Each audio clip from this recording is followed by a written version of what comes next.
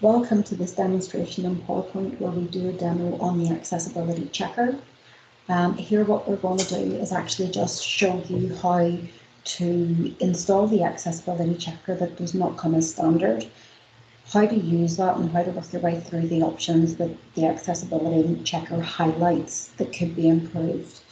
Okay, so up here in the top left of the screen I have my quick access menu, and currently the accessibility checker is not there. But I'm going to apply it to this little menu by clicking this down arrow, going to more commands. In the PowerPoint options dialog box, if we change from popular commands to all commands, we get an alphabetical list of the commands that are available, and we will see accessibility checker in there. So all I need to do is add that, which comes over to the right hand side, and whenever I click OK, it will appear there on the top left hand side. Et voila. Okay, now whenever you're creating a set of slides, yes, you can put in text and images and videos and audio and tables and a whole lot of other bells and whistles. It's not necessarily that you need to do the alt text and apply accessibility as you go along. Whilst it is very good practice to do so, you might want to leave it to the end and just hit the accessibility checker before you share your content. So whenever I click on accessibility checker here, I get a list of items down the right hand side, and this is the accessibility checker telling me the things that potentially need attention. So anything where there's alt text, there needs to be a little description applied to those visual elements. Now typically, this hasn't worked for me today, but typically whenever you click on these items, the items would actually have those little bullets to show which item. Oh, it's working now. There we go. Okay, so they would typically have little bullets around those highlighting the item that alt text should be applied to. And all I'm going to do here is click on the item, right click, go to Format Picture, then go to Size and Properties and apply a little description. So I'm just going to call this here Video Icon. And whenever I apply that, it will actually fall off the list. So this one will be a microphone icon, and that item there will then leave the list. So as you apply the description to the content, it will leave the list. So you can see there that you're improving the accessibility of the graphics here.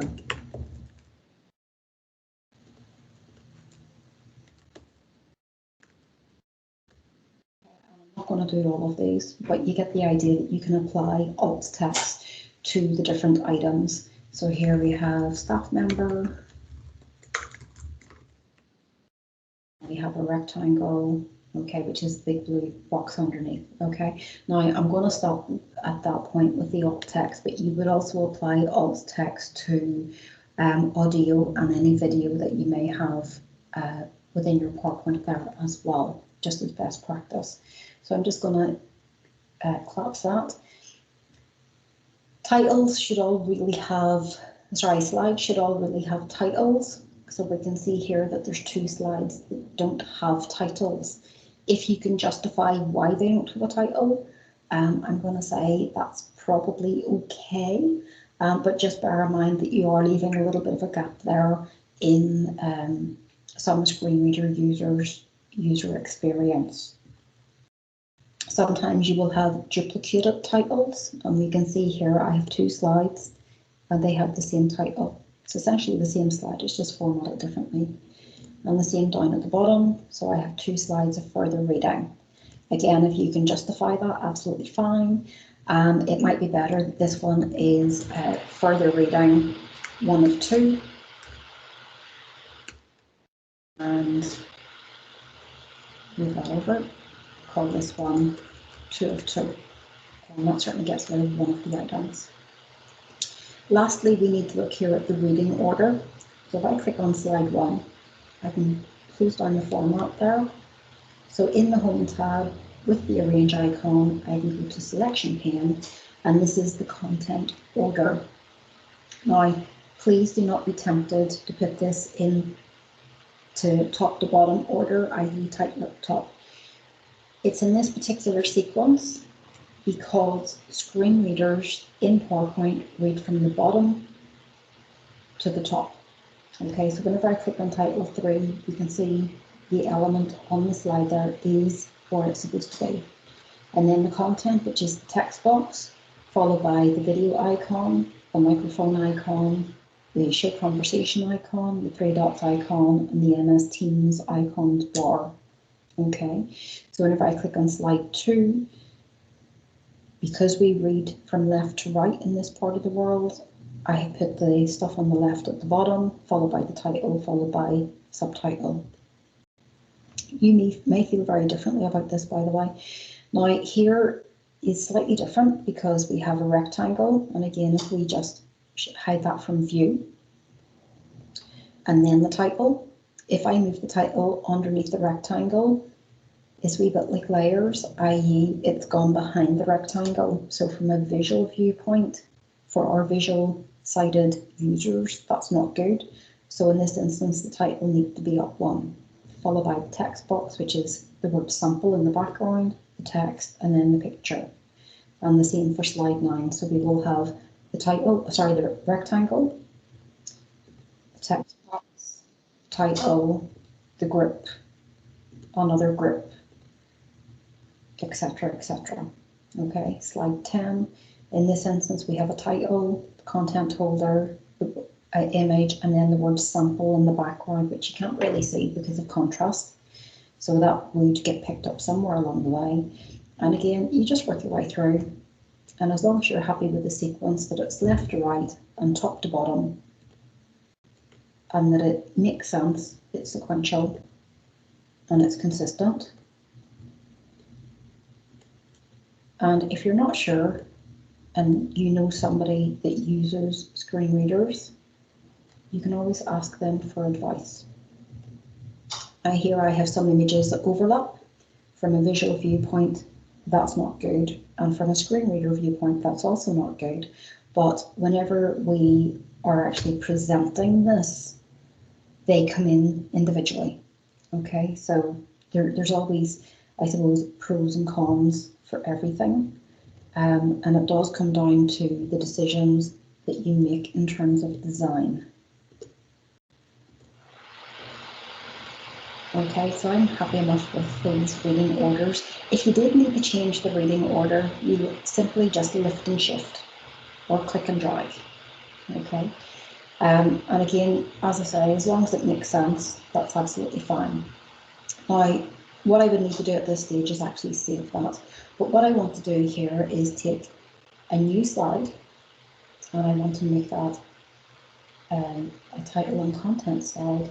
And here I just want to create a wee quick table. And I want to show you one good practice, one bad practice. Okay, so with the design, okay, I'm just going to delete that for a moment and go back in, and I'm going to do 3 and 3. Okay, so I'm looking for surname, forename, and extension.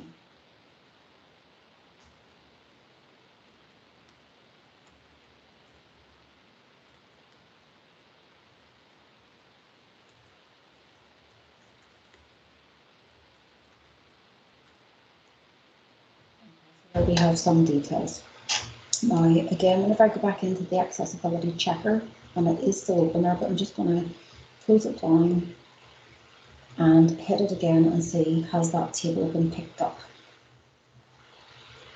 Yes, it has. Okay, so in this instance, we need to right click, format shape, and again, we're just looking for the alt text.